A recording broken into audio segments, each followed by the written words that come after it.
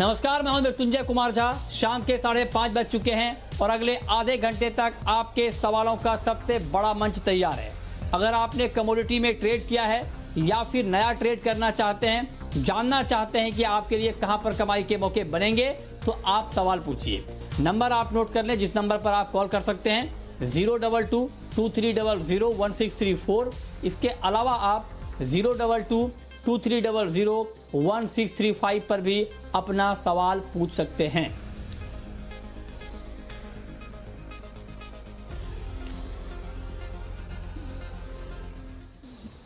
तो सवाल जवाब का सिलसिला शुरू करेंगे, लेकिन उससे पहले बात करते हैं सोने चांदी की, जहां पर तेज गिरावट आ गई है। चांदी का भाव 1000 रुपए से ज्यादा लुढ़क चुका है, 48,000 के नीचे पहुंच चुका है भाव, और अंतर्राष्ट्रीय बाजार में भी दाम टूटे हैं। गोल्ड में भी गिरावट आई है। इस पर बातचीत के लिए हमारे साथ फोन लाइन पर हैं जीजेसी के पूर्व चेयरमैन नितिन खंडेलवाल, ज्वेलर भी हैं। नितिन जी, बहुत स्वागत है आपका। क्या लगता है आपको, इसे एक महज करेक्शन ही माना जाए जो गिरावट अभी हम देख रहे हैं गोल्ड और सिल्वर में, या आपको लगता है कि चूंकि दाम काफी बढ़े थे तो अब जो गिरावट आई है ये थोड़ा लंबा चलेगा? नहीं, मुझे लगता है कि ये करेक्शन है और ये परचेसिंग अपॉर्चुनिटी है, क्योंकि आज भी एक न्यूज में पढ़ रहा था कि 800 कंपनीज को डीलिस्टिंग कर दिया है यूएस ने, चाइना की। तो जब भी कोई अनसर्टेनिटी आती है, हर बैड न्यूज का गुड न्यूज बोला जाता है गोल्ड के लिए। तो मुझे लगता है कि एक बाइंग अपॉर्चुनिटी आई है। अभी करीब $36 चालू है, अगर $22-25 तक मुझे लगता है गोल्ड नीचे आना है और वहां से बाइंग अपॉर्चुनिटी लेना चाहिए। फिर ये $1820-22 तक के फिर जा सकता है। अच्छा, ठीक है। तो अब आप एक चीज बताएं कि अब यहां से गोल्ड और सिल्वर, इन दोनों में से ज्यादा एक्शन आप किस में देख रहे हैं? मतलब ये कि अगर गिरावट आएगी तो ज्यादा किस में आएगी और रिकवरी आएगी तो ज्यादा किस में आएगी? देखिए, गोल्ड जो है वो अभी एक अपना अलग सेफ हेवन के लिए वो चल रहा है, और अभी जैसा जैसा लॉकडाउन ओपन हो रहा है वैसा ये सिल्वर जो है, चांदी जो है, ये इंडस्ट्रियल मेटल भी है। ये ऑर्नामेंटल यूज इसका बाद में है, तो वैसी वैसी उसकी डिमांड अभी बढ़ते चली जाएंगी जैसा जैसा लॉकडाउन ओपन हो रहा है, चाहे इंडिया में हो या पूरे वर्ल्ड में कहीं पे भी हो। ये लॉकडाउन ओपन होने का चांदी को फायदा मिलेगा और सेफ हेवन करके गोल्ड को फायदा मिलेगा। तो ये दोनों साथ में ही चलने वाली है ऊपर जाने के लिए। अच्छा, तो क्या टारगेट है अगले 2-3 महीने के लिए गोल्ड के ऊपर, और सिल्वर के ऊपर आपका टारगेट क्या है? गोल्ड के ऊपर तो 50,000 का टारगेट है मृत्युंजय जी। जब 41,000 भाव थे, कोई हमारे एक लर्नेड आए थे, उन्होंने बताया कि सही समय सेल करने का। मैंने बोला था ये बढ़ने का समय है, और ये 50,000 के लगभग करीब करीब आ चुका है। और अगर एक ज्वेलर्स को आप पूछेंगे 3% जीएसटी मिला के, तो ये 50,000 ऑलरेडी छू चुका है। और लोग भी मानसिकता बना चुके हैं कि 50,000 के रेट आने वाले हैं। जो थोड़ी बहुत इंक्वायरी आ रही है, ऑनलाइन जो सेल हो रहा है, एक शोरूम भी मेरा ओपन हो गया है नियर जो ग्रीन जोन में है, तो वहाँ अच्छी डिमांड है और कस्टमर का रेट की इंक्वायरी भी नहीं कर रहा है, क्योंकि उसको पता है कि गोल्ड को बढ़ना है। तो डिमांड भी अच्छी है और 50,000 के रेट में मुझे कोई दिक्कत नहीं दिखती है। ठीक है, बहुत शुक्रिया आपका खंडेलवाल जी हमारे साथ जुड़ने के लिए। हमारे साथ दो और खास मेहमान हैं। हमारे साथ है हिमांशु गुप्ता ग्लोब कैपिटल के, और साथ ही सुनंद सुब्रमण्यन है चॉइस ब्रोकिंग के। आप दोनों का भी बहुत स्वागत। हिमांशु, आपका क्या टेक है गोल्ड के ऊपर? क्या आज शाम के कारोबार के लिए, अगले 6 घंटे के लिए कोई अगर ट्रेड करना चाहे तो क्या उनको गोल्ड अभी बेचना चाहिए? Good evening Nitin ji.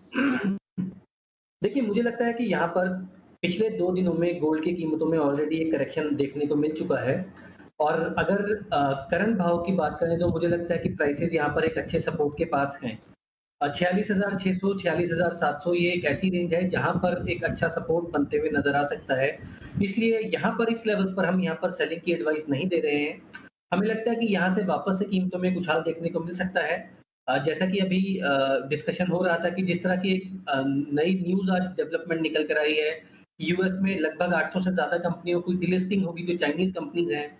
तो कहीं न कहीं उससे वापस से जो रिस्क सेंटीमेंट है वो हर्ट हो सकता है। और अगर कुछ ऐसा देखने को मिलता है, और वोलेटिलिटी इंडेक्स भी आज हमने देखा कि ग्लोबली थोड़ी-सी बढ़ते हुए नज़र आई है। तो अगर ऐसा होता है तो गोल्ड और सिल्वर में वापस से यहाँ पर एक अच्छी बाइंग बनते हुए देखने को मिल सकती है। तो हमें लगता है कि एक ऑनगोइंग अप ट्रेंड में एक छोटी-सी करेक्शन थी और ये खरीदारी का एक अच्छा मौका है। इसलिए ट्रेडिंग की अगर स्ट्रेटजी की बात की जाए आज के लिए, तो 46,600 के लेवल्स पर हम लोग यहाँ पर खरीदारी की सलाह दे रहे हैं। 46,400 रुपए का यहाँ पर स्टॉप लॉस लगाया जा सकता है, और 47,000 तक के इंट्राडे के लिए हम टारगेट्स यहाँ पर एक्सपेक्ट कर सकते हैं। ठीक है, तो ये राय आपकी है गोल्ड के ऊपर कि अभी करना क्या चाहिए, आगे हम और बात करेंगे। लेकिन इस वक्त कॉटन को लेकर एक खबर आई है और खबर यह है कि सरकार ने कॉटन की इस बार रिकॉर्ड खरीद की है और देश भर में कॉटन कॉरपोरेशन ऑफ इंडिया ने 92 लाख गांठ कॉटन की खरीदारी की है, जो कि अब तक का रिकॉर्ड है। इस पर बातचीत करने के लिए हमारे साथ फोन लाइन पर कॉटन कॉरपोरेशन ऑफ इंडिया की सीएमडी पी.एल.डी. रानी जुड़ी हैं। मैडम, बहुत बहुत स्वागत है आपका जी बिजनेस पर। रिकॉर्ड प्रोक्यूरमेंट आपने किया है 92 लाख बेल्स का देश भर में। क्या अभी और प्रोक्यूरमेंट बढ़ाने की योजना है या आपका टारगेट पूरा हो गया है? Thank you very much. Yes, we have hit global record, you can say. There is no other single entity in the entire world who has ever bought so much cotton from the farmers of any single country. So it's a big achievement. We're very happy that we could do that. We operate in 11 states. And we simultaneously buy in about 400. And in fact, since October 1st, we have been buying in around 430 centers all over India. Now, we also buy and simultaneously we also get the cotton processed and then we make it ready as lint bales for sale to the industry. Unfortunately, this year, with a very good sales which we were expecting from April onwards, when the market arrivals of cotton slowdown didn't happen. In fact, even before the farmer could completely sell his cotton, the lockdown had happened because of the global pandemic, and the farmers were left with around 20% of cotton at that time in April. So we had, especially in the states of Maharashtra and Gujarat, farmers were still holding cotton, and some of the cotton even had to be harvested at that point of time. But the central government understood this situation, and they had, from the beginning of the lockdown itself, they had said that the MSP was exempted from lockdown. So we had really tried hard to keep all our centers open. There were initial hiccups because some of the state governments where the pandemic was, feared to be a little more intense. There was a difficulty in getting the gyms to open and to get the market yards to function. But right now we are functioning at nearly 250 centers, especially in the states of Maharashtra and Gujarat. And we are continuously buying every day. Like we are buying around 40,000 bales, so 40 to 45,000 bales per day. And we hope to pick up all the cotton, the FAQ cotton, the fair average quality cotton we are mandated to buy from the farmers.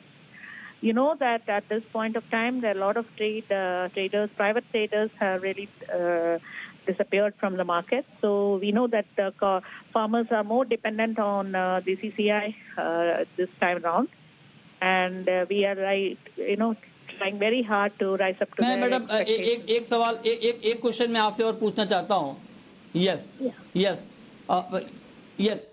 Question मैं आपसे और पूछना चाहता हूँ कि आपने कहा कि चूंकि प्राइवेट प्लेयर्स अभी मार्केट से गायब हैं और तो इसीलिए किसानों के पास एक मात्र ऑप्शन ये है कि वो सीसीआई के पास अपना कॉटन बेचे।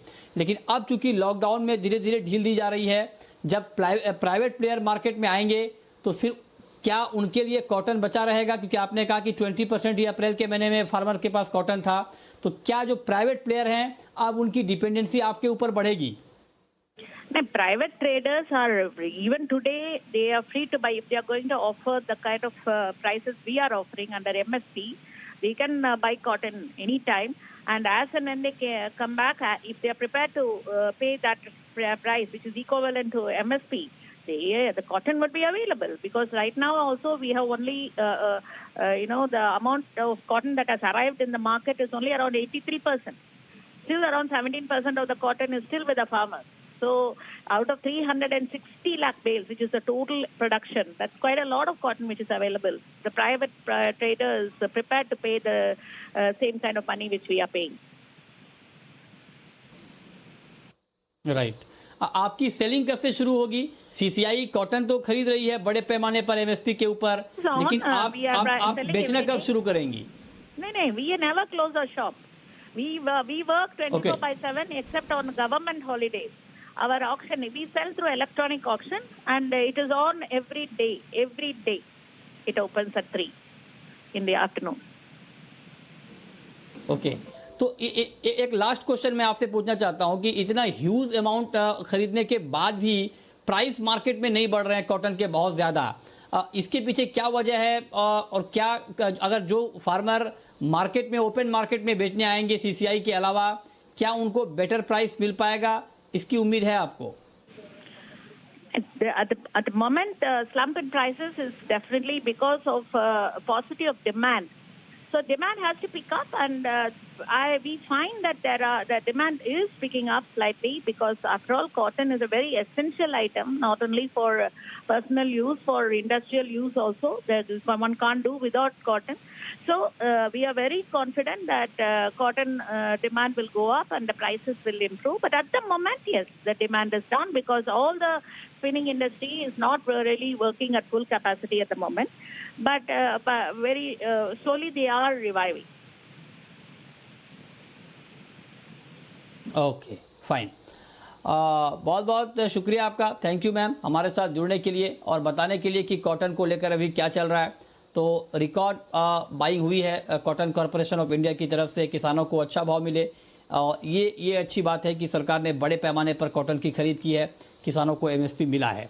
चलिए आगे बढ़ते हैं और अब बात करते हैं कि आज के बाजार में और क्या कुछ एक्शन हो रहा है। हमने गोल्ड की बात की, सिल्वर की बात की, क्रूड में भी अच्छी तेजी है और $36.5 के आसपास ब्रेंट का भाव ट्रेड कर रहा है। एमसीएक्स पर भी हम आज सुबह से ही एक तेजी का माहौल बनता हुआ देख रहे हैं। सुनंद, क्या किया जाए आज शाम के लिए? क्रूड में कोई ट्रेड आपको दिख रहा है? फिलहाल तो खरीदारी का मौका हमें दिखाई दे रहा है। अभी भी मार्केट में आप 2550 के लेवल्स पे आप खरीदारी कर सकते हो, एक अच्छा बाइंग लेवल है। 2700 तक भी आप तेजी रख सकते हो, 2650 तक। ये इसका खास वजह है कि अमेरिकन स्टॉक पल्स और यूएस इन्वेंट्रीज दोनों भी घटे हैं, जिसके वजह से मार्केट में काफ़ी अच्छा सपोर्ट मिला है।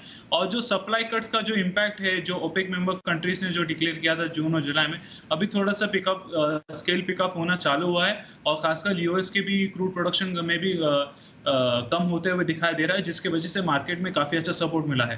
तो ये इंट्राडे बेसिस और नियर टर्म बेसिस में भी काफ़ी अच्छा दोनों तरफ से सपोर्ट है।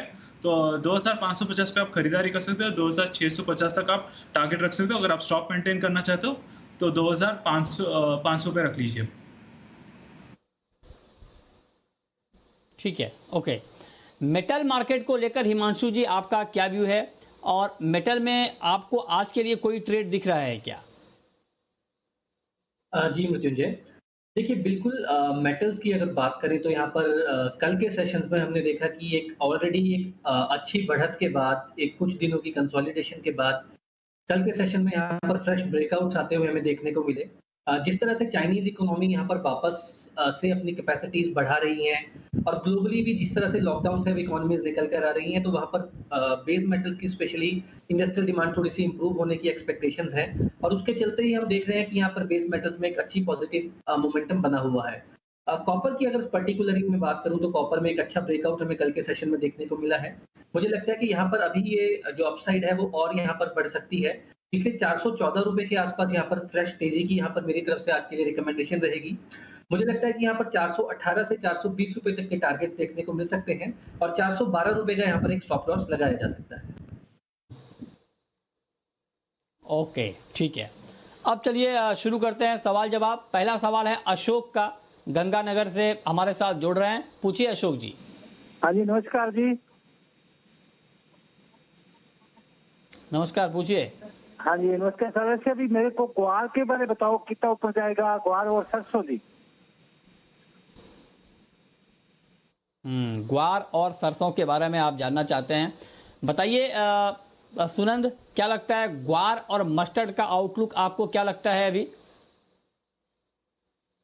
फिलहाल ग्वार कॉम्प्लेक्स काफ़ी अच्छा चल रहा है। इसका यही खास वजह है कि क्रूड मार्केट के साथ साथ हमें ग्वार कॉम्प्लेक्स में भी काफ़ी अच्छा सपोर्ट देखने को मिला है। और दूसरी बात यह है कि इस साल का जो कैरी फॉरवर्ड स्टॉक्स है वो काफ़ी कम है कंपेयर टू प्रीवियस ईयर। करीबन 5 से 6 लाख टन का रिपोर्ट्स है, लास्ट ईयर करीबन 10 से 12 लाख टन का रिपोर्ट्स था, जिसके वजह से एक क्लियर फैक्टर है कि सोइंग सीजन में भी जब मानसून भी आएगा तो स्टॉक कम होने की वजह से मार्केट में काफ़ी अच्छा सपोर्ट मिलेगा।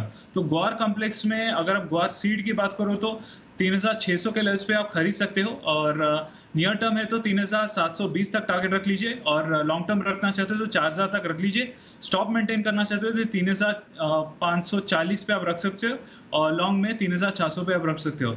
दूसरा कमोडिटी उन्होंने बात की थी मस्टर्ड में। मस्टर्ड भी एक अच्छा काउंटर है जहाँ पे खरीदारी का मौका भी दिखाई दे रहा है। 4300 के लेवल जो करंट लेवल्स है वहां पे आप खरीद सकते हो। 4450 तक आप नियर टर्म में टारगेट रख सकते हो। अगर आप लंबा बैठना चाहते हो 4600 पे बैठ सकते हो। अगर आप स्टॉप रखना चाहते हो तो 4225 पे आप रख सकते हो। ठीक है, नरेंद्र हैं हमारे साथ इस वक्त जुड़ रहे हैं। पूछिए नरेंद्र जी। हेलो जी पूछें। हेलो आपको सुन रहा हूँ, पूछिए। कोविंदर पे क्या राय है? हेलो कोविंदर पे क्या राय है? ग्वार और कोरिएंडर, ओके ठीक है। बताइए अभी क्या व्यू है आपका मीडियम टर्म के लिए सुनंद, ग्वार और कोरिएंडर के ऊपर?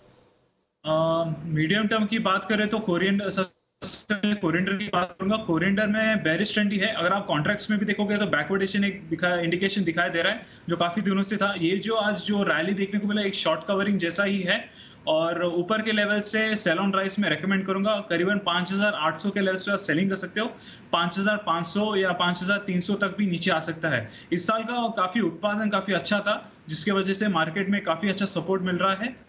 बेरिश ट्रेंड में सपोर्ट मिल रहा है जिसकी वजह से मार्केट में डाउनसाइड दिखाई दे रहा है। और ग्वार मैंने जैसे कहा था, ग्वार सीड में काफी अच्छा सपोर्ट है क्रूड प्राइसेस की वजह से, जिसकी वजह से हमें तेजी देखने को मिलेगी। ग्वार गम की बात करें तो ग्वार गम अभी 5400 के लेवल्स पर है। ये लेवल्स पे भी आप खरीदारी कर सकते हो 5600 तक का टारगेट पे और सपोर्ट स्टॉप लॉस रखना चाहिए तो 5300 पे आप रख सकते हो। ठीक है, अगला सवाल है विवेक का, पुणे से हमारे साथ जुड़ रहे हैं। पूछिए विवेक जी। गुड इवनिंग मृत्युंजय जी। एक्चुअली मेटल के बारे में जानना था मुझे।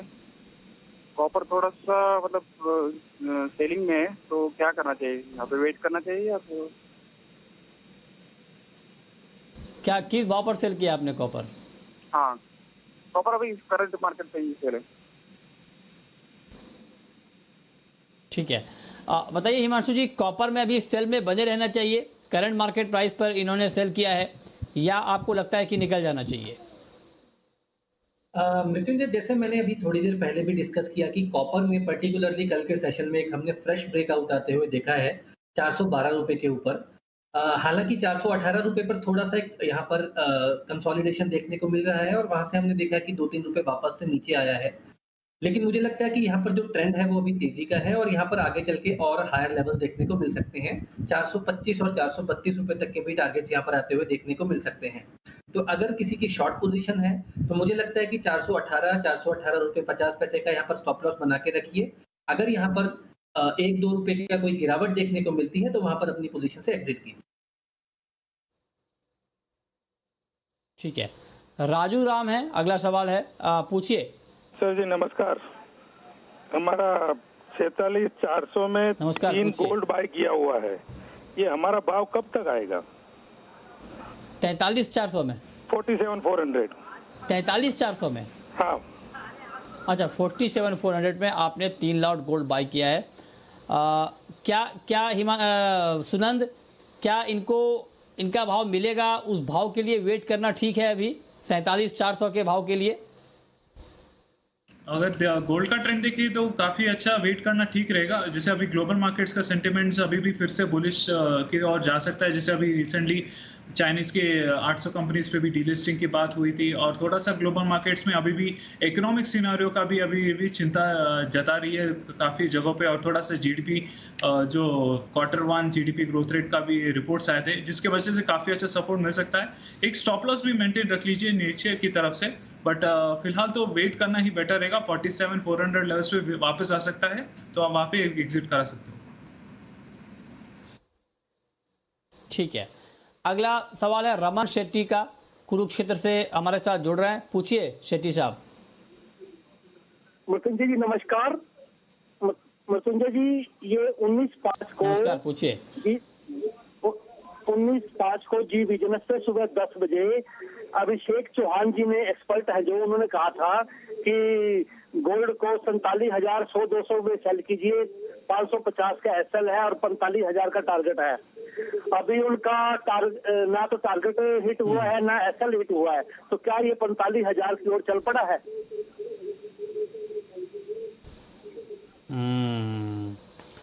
क्या 45,000 की तरफ गोल्ड चल पड़ा है? ये एक महत्वपूर्ण सवाल आपने पूछा है। बताइए हिमांशु, कोई गुंजाइश है क्या शॉर्ट टर्म में 45,000 जाने की और उसके बाद मार्केट रिवर्स करे? मृत्युंजय जी देखिए, अगर हम एक बड़े ट्रेंड की बात करें तो अभी तक गोल्ड एक क्लियर कट एक अप ट्रेंड में है, और यहाँ पर किसी भी बड़ी गिरावट आने से के लिए ज़रूरी है कि यहाँ पर प्राइसेस में थोड़ा सा एक कंफर्मेशन मिले। मेरे लिए एज अ ट्रेंड फॉलोअर $1,720 के नीचे की क्लोजिंग इंपॉर्टेंट पैरामीटर होगा कि यहाँ पर गोल्ड की कीमतों में थोड़ी सी शॉर्ट टर्म में वीकनेस देखने को मिल सकती है। अगर भारतीय बाजारों की बात करूं तो अगर 46,400 रुपए के नीचे यहाँ पर डेली बेसिस पर या वीकली बेसिस पर क्लोजिंग देखने को मिले, तभी यहाँ पर कंफर्मेशन मानी जा सकती है कि यहाँ पर कीमतों में थोड़ी गिरावट आगे चलकर देखने को मिल सकती है। अनटिल एंड अनलेस ऐसा नहीं होता, यहाँ पर गोल्ड एक अप ट्रेंड में है और हर गिरावट पर यहाँ पर हमें लगता है कि वापस से खरीदारी देखने को मिल सकती है। ठीक है, अगला सवाल है आलिम का शिकारपुर से। पूछिए आलिम जी।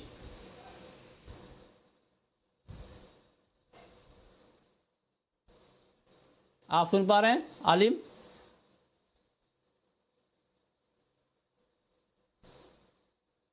लगता है उनसे हमारा संपर्क नहीं हो पा रहा है। सिल्वर के ऊपर लॉन्ग टर्म का व्यू जानना चाह रहे थे ये सुनंद।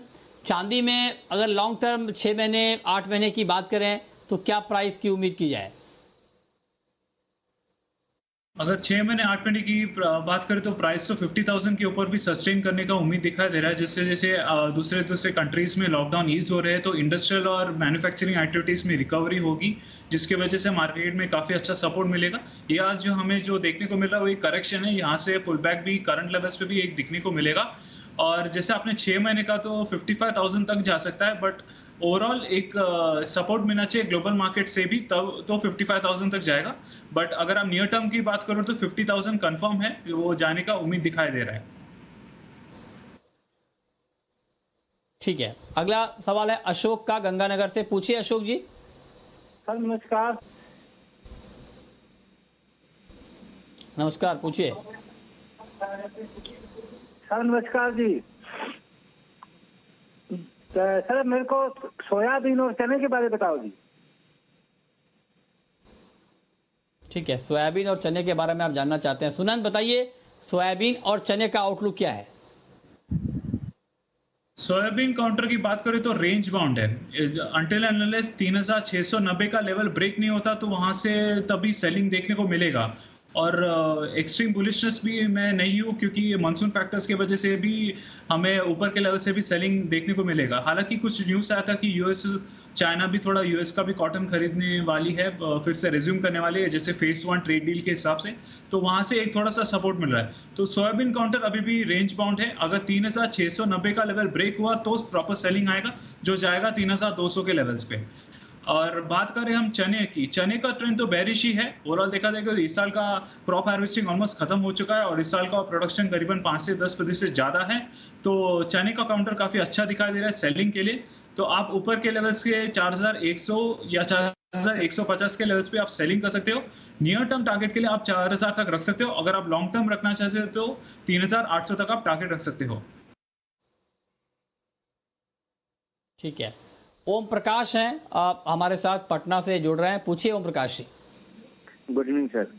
मुझे सर गोल्ड का अगर रेजिस्टेंस सपोर्ट जानना है, अगर जैसे सब एक्सपर्ट बता रहे हैं कि 46,600 का सपोर्ट है, अगर वहां से टूटता है सर तो निचला सपोर्ट कहाँ तक हो सकता है? क्योंकि हमारी सेल में सर है पोजीशन। अगर ठीक है 46,600 का अगर सपोर्ट टूटता है तो अगला सपोर्ट कहाँ पर होगा, ये आप जानना चाहते हैं। बताइए हिमांशु। मृत्युंजय जी, अगर 46,600 या 46,500 के नीचे यहाँ पर गोल्ड के प्राइसेस में उन लेवल्स के नीचे भी गिरावट आती है तो मुझे लगता है कि यहाँ पर कोई बड़ी बात नहीं है कि 45,000 तक के लेवल्स भी यहाँ पर गोल्ड में इमीडिएट शॉर्ट टर्म में आते हुए देखने को मिल सकते हैं।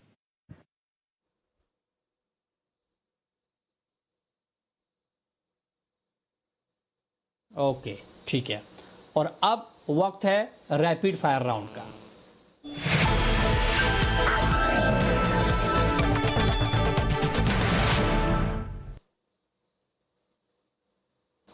हिमांशु, आपकी पहली रैपिड फायर कॉल। गोल्ड में यहाँ पर खरीदारी की राय रहेगी 46,600 के लेवल्स पर। 47,000 तक का टारगेट यहाँ पर आने देखने में मिल सकता है और 46,400 रुपए का स्टॉप लॉस लगाया जा सकता है। ठीक है सुनंद, आपकी कॉल। मेरा कॉल है ग्वार सीट पे आप खरीदारी करके चलिए। 3,600 के लेवल्स पे आप खरीदारी कर सकते हो। अगर आप टारगेट रखना चाहते हो तो 3,720 पे रख लीजिए। अगर आप स्टॉप मेंटेन करना चाहते हो 3,540 पे रख सकते हो। आपकी आखिरी कॉल हिमांशु। कॉपर में यहाँ पर खरीदारी की सलाह है 414 के लेवल्स पर। 418.50 420 रुपए तक के टारगेट्स यहाँ पर आते हुए देखने को मिल सकते हैं। 412 रुपए 50 पैसे का एक स्टॉप लॉस लगाया जा सकता है। चलिए, बहुत शुक्रिया हिमांशु जी आपका, सुनंद जी आपका, हमारे साथ जुड़ने के लिए, बताने के लिए कि कमोडिटी में कहां पर कमाई के मौके बनेंगे। तो फिलहाल इस बुलेटिन में इतना ही।